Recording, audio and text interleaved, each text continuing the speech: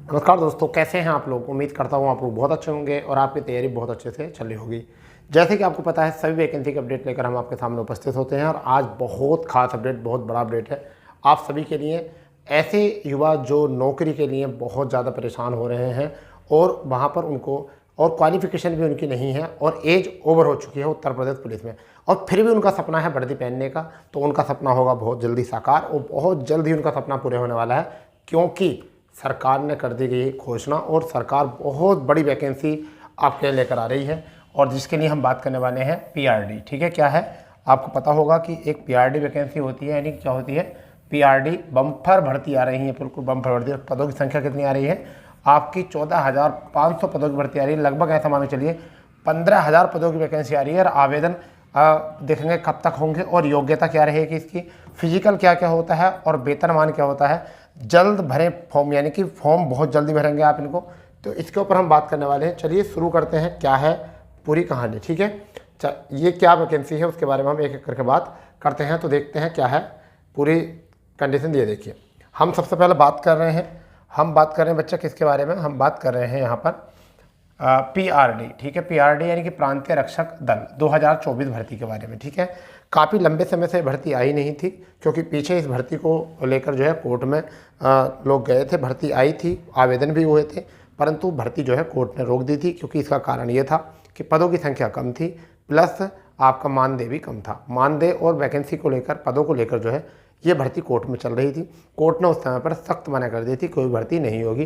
परंतु अब कोर्ट की तरफ से राहत मिल चुकी है, मानदेय को लेकर भी और वैकेंसी को लेकर भी। तो पदों की संख्या जो बताई जा रही है अनुमानतः भी 14,500 बता रही है। लगभग 15,000 ये वैकेंसी जो है हो जाएंगी। कितनी हो जाएंगी? 15,000 वैकेंसी ये हो जाएंगी। इसे कौन विभाग कराता, किस विभाग के अंतर्गत आते हैं? युवा कल्याण विभाग के अंतर्गत ये आता है, युवा कल्याण विभाग। ठीक है, इस विभाग के अंतर्गत आता है। योग्यता जो होती है वो क्या होती है? योग्यता 10वीं पास होती है। जिन युवाओं ने 10वीं पास कर ली होती है वह पीआरडी में आवेदन कर सकते हैं।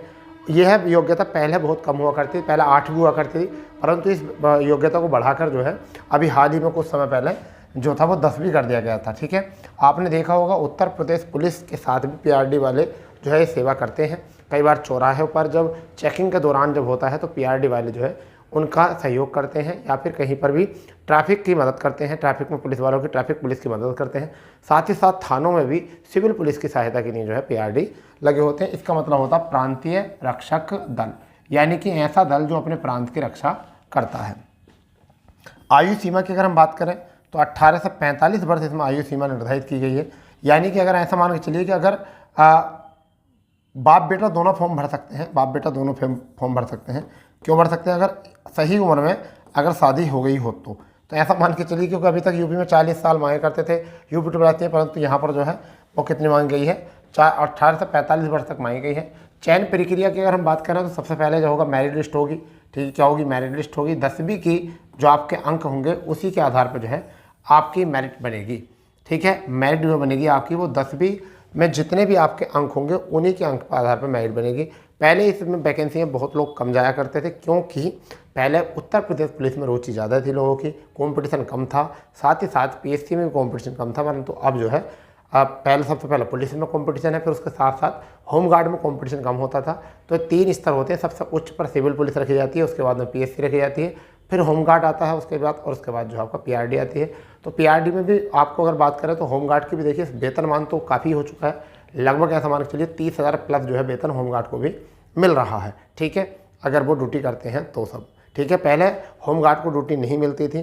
ठीक है, क्योंकि पुलिस काफ़ी थी और पॉइंट कम थे, परंतु अब पुलिस के पॉइंट भी ज़्यादा हो गए, पुलिस भी ज़्यादा हो गई तो पॉइंट भी ज़्यादा हो गए। क्षेत्रफल बढ़ रहा है, सॉरी जनसंख्या बढ़ रही है, तो उसकी सुरक्षा के लिए ज़्यादा पॉइंट बनाए जा रहे हैं। जैसे कि मान के चलिए किसी एक कस्बे में पहले 10 पॉइंट हुआ करते थे, आज उसी कस्बे में 40 पॉइंट हैं। 40 पॉइंटों पर जो है पुलिस वाले निगरानी करेंगे। ठीक है, तो आप लोगों को पता है कि इस समय ज़्यादा दल की ज़रूरत पड़ रही है। और साथ ही साथ अगर हम बात करें यहाँ पर तो वेतनमान की बात करें तो अभी वर्तमान में इनका वेतन जो मिल रहा है वो 14,000 मिल रहा है। और कुछ ऐसे भी हैं जिन्हें 11,000 या 12,000 प्लस वेतन मिलता है, जिनमें से वो वैकेंसी अपनी छुट्टियाँ वट्टियाँ काट देते हैं। ठीक है, भविष्य में इनका वेतन जो होने वाला है वो 20,000 से 22,000 भविष्य में होने वाला है, क्योंकि कोर्ट ने जो है इनको ऑर्डर दे दिया है इनके लिए। जैसे कि अभी हाल ही में जो है होमगार्ड का वेतन बढ़ने की बात सुन रहे हैं। तो ये तो बात आई इनके वेतनमान की। इससे आगे अगर हम बात करते हैं, हाइट अगर हम बात करें तो ये जनरल OBC, ठीक है, और EWS वालों के लिए जो हाइट है वो 167.7 सेंटीमीटर मेल में है। जो उत्तर प्रदेश पुलिस में देखो 168 मांगी जाती है, यूपी पुलिस में जो है वो कितनी मांगी जाती है, 168 मांगी जाती है। जो बच्चे उसमें अंडर हाइट हो जाते हैं वो वर्दी पहनने का सपना यहाँ से पूरा कर सकते हैं, क्योंकि वर्दी तो पहननी है, ठीक है, वर्दी का एक जुनून होता है, ठीक है। वहीं पर अगर फीमेल कैंडिडेट की हम बात करें तो 152 सेंटीमीटर होती है, इसमें कितनी होती है, 152 सेंटीमीटर। वहीं पर SC ST जो होती है वो 160 सेंटीमीटर होती है, ठीक है, मेल मतलब यहाँ पर SC ST मेल की, हाँ ठीक। यहाँ पर जो होती है यहाँ पर जो होती है फीमेल की SC ST की कितनी होती है, वो 147 सेंटीमीटर होती है। अगर हम बात करें चेस्ट की तो ओनली मेल, ठीक है, ओनली मेल में अगर जनरल OBC, ठीक है, EWS की अगर हम बात करें तो यहाँ पर 78.8 सेंटीमीटर बिना फुलाए है, और फुलाव के साथ जो है वो आपकी 83.5 सेंटीमीटर, यानी कि 5 सेंटीमीटर का जो है आपका क्या चाहिए, फुलाव चाहिए, ये होता है इसमें, ठीक है। इसी के साथ साथ अगर हम SC ST की बात करें तो 76.5 सेंटीमीटर है, और 81.5 सेंटीमीटर यहाँ से हो जाएगी, ठीक है। तो ये थोड़ा सा याद रखना है, आपको कोई दिक्कत नहीं है। अब बात करने वाले हैं हम इनकी, सबसे पहले बात अभी आगे बात करेंगे। सबसे पहले अगर करते हैं क्या कि अब मेडिकल टेस्ट में क्या होता है, नॉर्मल मेडिकल होता है, बिल्कुल नॉर्मल मेडिकल होता है आपका, ठीक है, बिल्कुल नॉर्मल मेडिकल देख लेते हैं, हाथ पैर कहीं से टूटे हुए तो नहीं है, बिल्कुल नॉर्मल मेडिकल होता है, बिल्कुल नॉर्मल, ठीक है। वहाँ पर बात करें DB के लिए आपके पास पहचान पत्र होना चाहिए, पहचान पत्र या फिर आधार कार्ड होना चाहिए, आधार कार्ड आपके पास होना चाहिए। फिर दूसरे बात में आपके हाई स्कूल की मार्कशीट होनी चाहिए, मार्कशीट, ठीक है, और प्रमाण पत्र होना चाहिए, ठीक है, ये होना चाहिए, ठीक है। साथ ही साथ अगर हम बात करें तो स्थायी प्रमाण पत्र होना चाहिए, स्थायी प्रमाण पत्र होना चाहिए। साथ ही साथ आपके पास जाति प्रमाण पत्र होना चाहिए, जाति प्रमाण पत्र OBC SC के लिए जाति प्रमाण पत्र होना चाहिए। ये OBC SC और ST के लिए, जबकि EWS के लिए EWS सर्टिफिकेट होना चाहिए। जाति प्रमाण पत्र नहीं होता, क्या होता है, EWS सर्टिफिकेट होता है। वहीं पर हम बात करें तो अगर किसी के पास NCC है तो उनके लिए मौका है, ठीक है, उनको छूट मिलती है यहाँ पर, ठीक। और आधार क्या होता है इसमें, आधार क्या होता है सिलेक्शन का।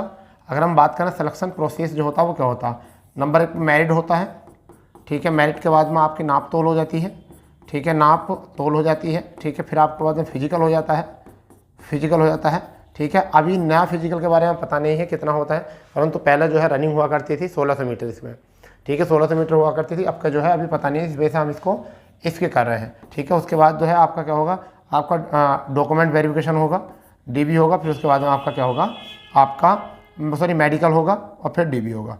तो मेडिकल और DB जो है एक साथ होंगे, दोनों एक साथ होंगे, मेडिकल और DB। बाद में आपको लगेगी फाइनमेड, ठीक है। और DB के समय पे दौरान पे जो होता है क्या होता है, वाइवा होता है, यानी कि जिसे कहते हैं वाइवा, यानी कि इंटरव्यू,